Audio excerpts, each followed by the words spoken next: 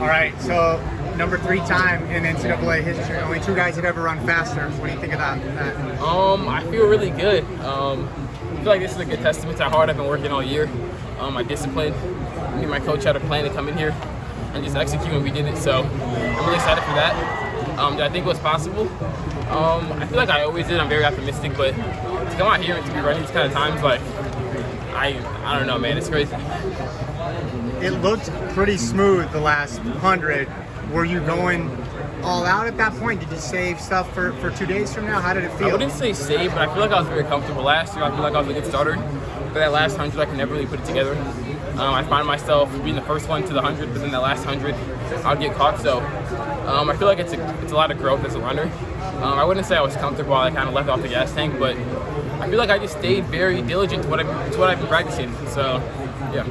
Udodi, having your patience rewarded, right? I know, obviously, having to kind of rein things in back in March and April wasn't exactly your favorite activity, but obviously pays dividends when you're now an NCAA finalist in the 1 and the 2. Of course, no, it really does. It really does. I'm very happy to be out here. I barely made it in the 100 final, so I'm very thankful for that. I'm hoping to come out on Friday with a new idea. With a new plan to just go out there and just execute. So I'm really excited for both finals, both the 100 and 200. And yeah. Was the 100 as much about just kind of feeling the track, and that kind of benefited you more in the 200?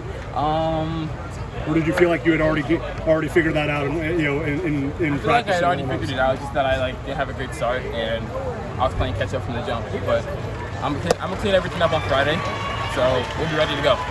Entering the year, did you think of yourself more as a 100 runner or a 200 runner? I would say 200 runner, but at this point, I feel like I'm both. I'm just as competitive in the 100 as I am in the 200, and yeah. What type of time do you think it's going to take to win the 200? Because last time this meet was here, it was pretty fast. The way this meet's been going, it's ridiculous. That's going to be one of the fastest NCAA meets ever. Like, every winner of each 100-meter heat went 9 seconds. Every winner of each 200-meter heat went 19 seconds. And, there have been years when 19 seconds didn't even win it. So, to be running these fast, not just me but everybody else, is crazy. Sometimes when a person's doubling in the 1 and 2, if things don't go well in the 1, it carries over to the 2.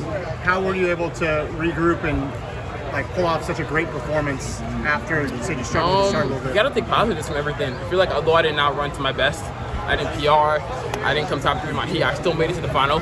And at the end of the goal, at the end of the day, when you have big meets like this, the goal is always to just survive and advance. So I've survived and I advanced. I'm gonna be happy. I'm gonna be upset about it. So this time, just historically puts you so high up, not just in the NCAA, but in the world. Has that sunk in at all? No, it hasn't. I try not to let it, because it's I feel like once that kind of stuff sinks in, you have people start to carry themselves a different way, start thinking different veins. I have to kind of just remain humble and remain it is what it is.